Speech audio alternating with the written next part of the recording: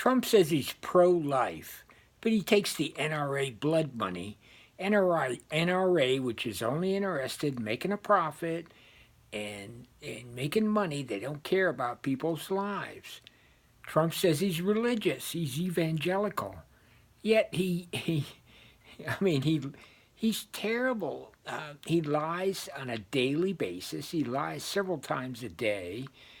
He's unfaithful to his wives multiple times. He said many mistresses.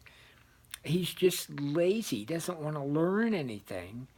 Um, his tax scam bill that the GOP passed, it's just a naked giveaway to the billionaires. The rich people get richer. Poor people are going to get poorer because our tax savings are temporary. The rich people and corporations are permanent.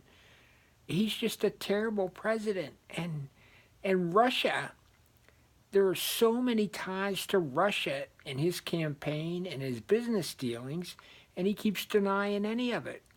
When it's just plain to see that he's working with Russia. He won't do anything about Russia. He won't imply the sanctions. He's just he's just a terrible person.